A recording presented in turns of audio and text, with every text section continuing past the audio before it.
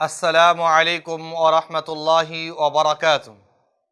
সম্মানিত সুপ্রিয় দর্শক, আপনাদেরকে সবাইকে জানাই আমাদের এই বিশেষ প্রোগ্রামে স্বাগতম এবং অভিনন্দন। আজকে আমরা কয়েকটি বিষয় নিয়ে আলোচনা করব।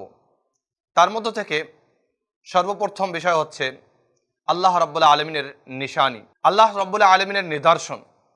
সম্মানিত উপস্থিতি, আমরা প্রত্যেকটি জিনিসকে দেখলেই বুঝতে পারি যে প্রত্যেকটি জিনিস বলে আল্লাহ রাব্বুল আলামিনের পরিচয় দেয়। প্রত্যেকটি জিনিস আল্লাহ রাব্বুল আলামিনের পরিচয় দেয়। আমরা যখন এই বিশাল সমুদ্রকে দেখি, যেই সমুদ্রকে আমরা ঘুরতে যাওয়াকে পছন্দ করি, যে সমুদ্রর তীরে আমরা চলাফেরাকে পছন্দ করি, যেই সমুদ্রর পানি নিয়ে আমরা খেলাধুলা করি বা সেখানে আমরা চান করতে ভালোবাসি, সম্মানিত উপস্থিতি, আপনি কি জানেন এই সমুদ্রর আল্লাহ রাব্বুল আলামিন একটি হাদ মোতায়েন করে রেখেছেন। আল্লাহ রাব্বুল আলামিন তার একটি সীমা নির্ধারিত করে রেখেছেন যে এই সমুদ্র সেই সীমার চাইতে আগে বাড়তে পারে না, কারণ আল্লাহ রাব্বুল আলামিন আদেশ রয়েছে। এই নীল সমুদ্র যদি আল্লাহ রাব্বুল আলামিন তাকে হাদ ছাড়া আল্লাহ রাব্বুল আলামিনের সীমা যদি লঙ্ঘন করে, তাহলে পরে কি হবে? যদি আমরা জানি যে এই সমুদ্রের পানি যদি আমাদের উপরে উত্থাল হয়ে চলে আসে, তাহলে আমরা ডুবে সব ছাড়খাড় হয়ে যাব, আমাদের কিছুই থাকবে না, আমরা সব ধ্বংস হয়ে যাব। কিন্তু আল্লাহ সুবহানাহু ওয়া তাআলা এই সমুদ্রকে টিকিয়ে রেখেছেন।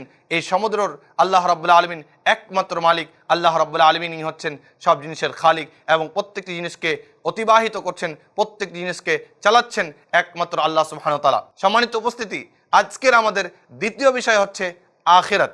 আমরা জানি যে আখিরাত হচ্ছে আমাদের এমন একটি জীবন যেটা কোনোদিনই শেষ হবে না, সেটা চিরস্থায়ী জীবন। সম্মানিত উপস্থিতি, কালকে কিয়ামতের দিন আপনি যদি বিন্দু পরিমাণ পর্যন্ত নেকি করে থাকেন, তবে আল্লাহ সুবহানাহু ওয়া তাআলা আমাকে আপনাকে তার প্রতিফল দিবেন। আল্লাহ রাব্বুল আলামিন আমাকে আপনাকে তার বদলা দেবেন। আমি আপনি যদি কাউর উপরে অত্যাচার করে থাকি, কাউর উপরে জুলুম করে থাকি, তবে আল্লাহ সুবহানাহু ওয়া তাআলা আমাদেরকে কালকে কিয়ামতের দিন তারও বদলা দেবে। কারণ আল্লাহ সুবহানাহু ওয়া তাআলা কোরআন মাজিদের মধ্যে বলছেন, ফামান ইয়ামাল মিসকালা যাররাতিন খায়রান ইয়ারা ওয়া মান ইয়ামাল মিসকালা যাররাতিন শাররান ইয়ারা। যদি একটি মানুষ যদি বিন্দু পরিমাণ পর্যন্ত যদি সে ভালো কাজ করে, তো আল্লাহ সুবহানাহু ওয়া তাআলা তাকে কালকে কিয়ামতের দিন তার প্রতিফল দেবেন। এবং যদি কেউ অশ্লীল কাজ করে, তবে আল্লাহ সুবহানাহু ওয়া তাআলা তাকে তার প্রতিফল দেবেন। এখানে আপনাকে একটি কথা, একটা ব্যাখ্যা দিয়ে দিই যে যাররা বলে কাকে, বিন্দু পরিমাণ বলে কাকে। সম্মানিত উপস্থিতি, আমরা আমাদের বাড়িতে দেখেছি যে কোনো জায়গা দিয়ে যদি ছিদ্র থাকে, সেই ছিদ্র দিয়ে যখন রৌদ্র আসে, সেই রৌদ্রতে যে পার্টিকেলসগুলি, ছোট ছোট বিন্দুগুলো যেগুলো উড়ে, সেগুলোকে বলা হয় জাররা, বা উলামা তার চাইতে ছোট ছোট জিনিসগুলিকে জাররা বলেছেন। তো সম্মানিত উপস্থিতি, যদি জাররা ছোট ছোট জাররা হয়, সেই ছোট ছোট জাররারও আল্লাহ সুবহানাহু ওয়া তাআলা কালকে কিয়ামতের দিন আমাদেরকে তার বদলা দেবেন। তো আমাদেরকে অতীব সতর্ক হয়ে আমল করতে হবে। যে কিছু কাজ আমরা করব, সে সময় আমাদেরকে খেয়াল রাখতে হবে যে আমরা যা করছি সেটা যেন ভালো কাজ হয়, সেটি যেন খারাপ কাজ না হয়। কারণ যদি আমরা খারাপ কাজ করি, তাহলে আল্লাহ সুবহানাহু ওয়া তাআলা আমাদেরকে কালকে কিয়ামতের দিন তার প্রতিফল আমাদেরকে দেবেন। আমাদের তৃতীয় বিষয় হচ্ছে তিব্বে নববী। নবী সাল্লাল্লাহু আলাইহি ওয়াসাল্লাম ওষুধগুলি আমাদেরকে বলেছেন, সে অনুযায়ী আমাদের আমল করা। কারণ আজকে এই টেকনোলজির জামানাতে আমরা যদি ভালো করে দেখি, তাহলে বুঝতে পারি যে আজকে খুবই আমরা আগে বেড়ে গেছি। কিন্তু কিছু কিছু জিনিস রয়েছে, যতগুলো রোগ ব্যাধি এই পৃথিবীর মাটিতে অবতীর্ণ হয়েছে, প্রত্যেকটি রোগ ব্যাধির আল্লাহ সুবহানাহু ওয়া তাআলা ওষুধও অবতীর্ণ করেছেন।